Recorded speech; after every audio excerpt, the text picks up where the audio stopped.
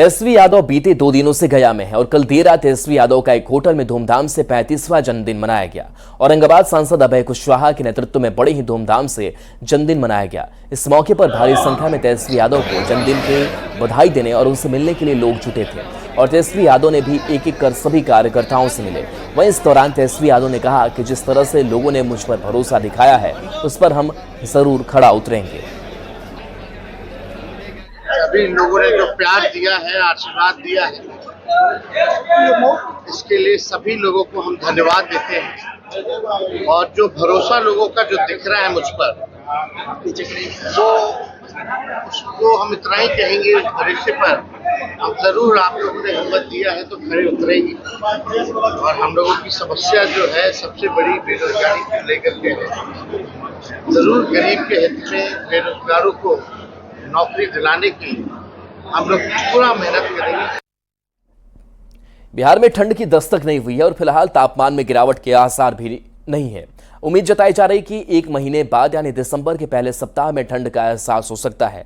आखिर क्यों बिहार में इस बार ठंड देरी से पड़ रही है, जानकारी दे रहे हैं न्यूज 18 संवाददाता संजय कुमार।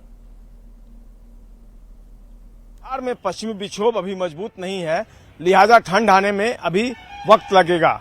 जो जानकारी मिल रही है उसके अनुसार 2-3 दिनों के बाद पहाड़ी क्षेत्रों में पश्चिमी विक्षोभ आएगा, लेकिन मैदानी इलाकों पर इसका कोई असर देखने को नहीं मिलेगा। ऐसे में दिसंबर के शुरुआती सप्ताह से ठंड बढ़ने के आसार हैं।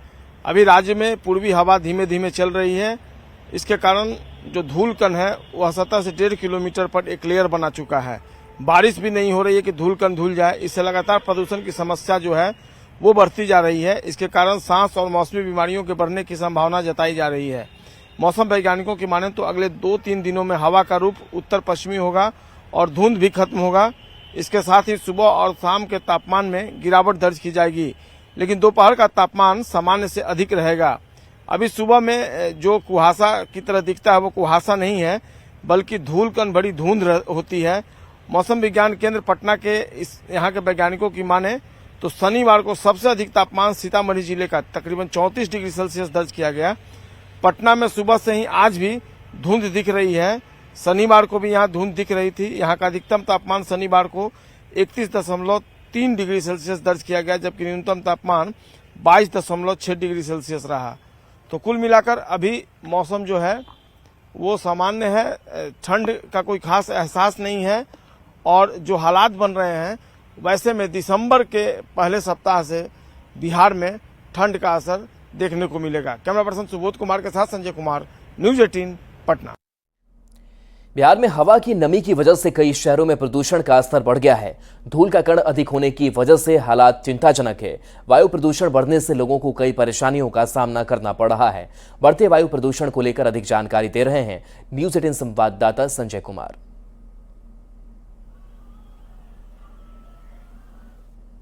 बिहार के कई जिलों में हवा जो है वो प्रदूषित हो गई है। अगर हम AQI लेवल देखें तो पिछले 24 घंटों के दौरान सिवान का AQI यानी एयर क्वालिटी इंडेक्स जो है वो सबसे ज्यादा 234 दर्ज किया गया है।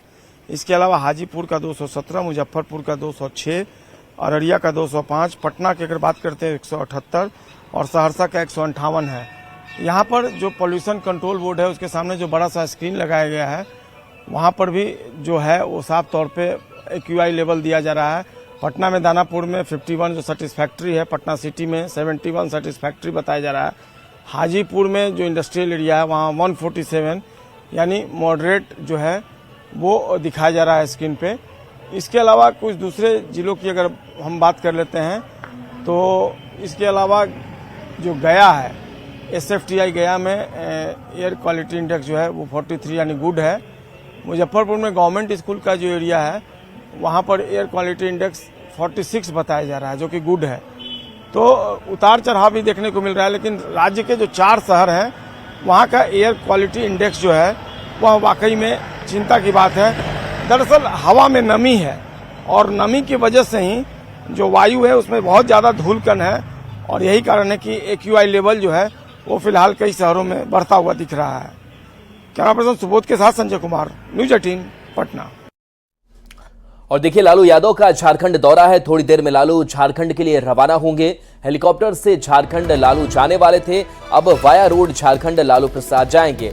हेलीकॉप्टर में तकनीकी खराबी आई, जिस वजह से बाय रोड लालू प्रसाद जाएंगे। पटना एयरपोर्ट जाकर वापस राबड़ी देवी के आवास लालू लौट आए। थोड़ी देर में बाय रोड झारखंड के लिए रवाना हो जाएंगे। अमित हमारे साथ न्यूज 18 संवाददाता। अमित, क्या कार्यक्रम लालू प्रसाद का झारखंड दौरे को लेकर? देखिए, झारखंड में जो चुनाव है उसमें चुनाव प्रचार के लिए लालू प्रसाद यादव जाने वाले थे और आज से उनका कार्यक्रम जो है वो अगले कुछ दिनों के लिए निर्धारित है। और निर्धारित कार्यक्रम के तहत जो है वो पटना एयरपोर्ट से हेलीकॉप्टर से वो हवाई मार्ग से झारखंड जाने वाले थे। लेकिन जब वो पटना एयरपोर्ट पहुंचे तो तकनीकी खराबी जो है वो हेलीकॉप्टर में आई और फिर जो पायलट है उन्होंने बताया कि अभी जो है वो विलंब होगा और जब तक तकनीकी खराबी जो है वो ठीक नहीं होती है, दुरुस्त नहीं होती है, तब तक हम उड़ान नहीं भर सकते हैं। जिसके बाद लालू प्रसाद यादव जो है वो पटना राबड़ी देवी का जो आवास है, सरकारी आवास, वहाँ वो वापस लौट आए हैं। और जो जानकारी मिली है 15 मिनट के अंतराल पे वो झारखंड भाया रोड जो है वो जाएंगे और उनका जो काफिला है, जो रूट है वो निर्धारित किया गया है। नवादा होते हुए, रजौली होते हुए वो जाएंगे और बड़ी होते हुए फिर वो हजारीबाग इन करेंगे और चतरा में उनका पहला कार्यक्रम होगा। चतरा में जो है उनका जो प्रत्याशी है लालू प्रसाद यादव, आरजेडी का जो प्रत्याशी है सुभाष यादव, उनके लिए वो वोट मांगेंगे प्रत्याशियों से और उसके बाद आगे की जो कार्यक्रम निर्धारित है उसके तहत वो विभिन्न जिलों में जाएंगे। लेकिन सबसे बड़ी बात है कि लालू प्रसाद यादव ने झारखंड चुनाव को लेकर के पहले ही घोषणा की थी कि तेजस्वी जब चुनाव प्रचार के लिए गए थे तो उन्होंने कहा था कि वो भी झारखंड चुनाव में जाएंगे और आज से उनका कार्यक्रम जो है वो शुरू होने वाली है। तो निर्धारित कार्यक्रम के तहत जो है भाया रोड, हालांकि अब वो जाएंगे, जो हवाई मार्ग से जाने वाले थे वो अब भाया रोड उनको जाना पड़ेगा। बिल्कुल, शुक्रिया अमित इस अपडेट के लिए आपका। सीतामढ़ी शहर के राजेंद्र भवन में 11वें पुस्तक मेले का आयोजन किया गया है, जिसका उद्घाटन सीतामढ़ी के टीएम रिची पांडे ने दीप जलाकर किया। 9 नवंबर से शुरू होने वाला ये मेला 18 नवंबर तक चलेगा। देखिए संवाददाता राकेश रंजन की रिपोर्ट। मशहूर लेखिका श्रीमती आशा प्रभात जी और उनकी पूरी टीम ने यहाँ पे आज पुस्तक मेला का आयोजन किया है और जैसा कि आप लोग देख रहे हैं कि यहाँ पे भारी संख्या में जो सीतामढ़ी शहर के और यहाँ जिले के हमारे नागरिक आए हैं। सीतामढ़ी शहर में पिछले लंबे अरसे के बाद पुस्तक मेले का आयोजन किया गया है। राजकमल प्रकाशन के द्वारा इस पुस्तक मेले का आयोजन किया गया है, जिसको लेकर पुस्तक प्रेमियों में खुशी की लहर है। और आप तस्वीर देख सकते हैं, राजकमल प्रकाशन के समूह के द्वारा 11वां पुस्तक सम्मेलन का आयोजन किया गया है और यह पुस्तक मेला को लेकर लोगों में काफ़ी जिज्ञासा है। दूर दूर से लोग आ रहे हैं इस पुस्तक मेले में अपना पुस्तक को देखने के लिए। और सीतामढ़ी के डीएम रिची पांडे खुद इस पुस्तक मेले का उद्घाटन किए हैं और उनके द्वारा लगातार पुस्तक प्रेमियों को यह कहा गया है कि आने वाले दिनों में भी इस तरह के कार्यक्रम को बढ़ावा दिया जाएगा। प्रख्यात लेखिका आशा प्रभात के द्वारा इस पुस्तक मेले का आयोजन किया गया है। आने वाले दिनों में भी इस तरह का आयोजन होने की संभावना जताई जा रही है। राकेश रंजन, न्यूज 18 सीतामढ़ी।